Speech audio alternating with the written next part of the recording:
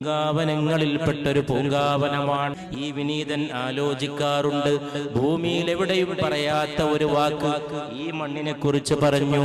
എന്റെ വീടിനും എന്റെ മിമ്പറിനും ഇടയിലുള്ള ഈ സ്ഥലം സ്വർഗത്തിന്റെ തോട്ടങ്ങളിൽപ്പെട്ട തോട്ടമാണ്, ഉദ്യാനങ്ങളിൽപ്പെട്ടൊരു ഉദ്യാനമാണ്. ചിന്തിച്ചു നോക്കിയാൽ ഒറ്റ കാരണമേ കാണൂ. ആലോചിക്കുമ്പോ മനസ്സിൽ വരുന്ന ഒരേ ഒരു കാരണമുണ്ട്. എന്താണ് ഈ സ്ഥലത്തിനുള്ള ഒരേ ഒരു പ്രത്യേകത? ആ വീട്ടിൽ നിന്ന് ഈ മിമ്പറിലേക്ക്, ഈ മിമ്പറിൽ നിന്ന് ആ വീട്ടിലേക്ക് പലതവണ നടന്നു പോയിട്ടുണ്ട്. പുണ്യപാദങ്ങൾ ധാരാളം പതിഞ്ഞു പോയി. അതുകൊണ്ട് സ്വർഗത്തിന്റെ പൂങ്കാവനങ്ങളിൽപ്പെട്ട പൂങ്കാവനമായി മാറിപ്പോയി. പുതിയ മിമ്പർ കൊണ്ടുവന്ന് മദീനയിൽ വെക്കേണ്ട താമസം, അതിലേക്ക് കയറാൻ പോവുകയാണ് ദൈവദൂതൻ, അല്ലാഹുവിന്റെ റസൂൽ.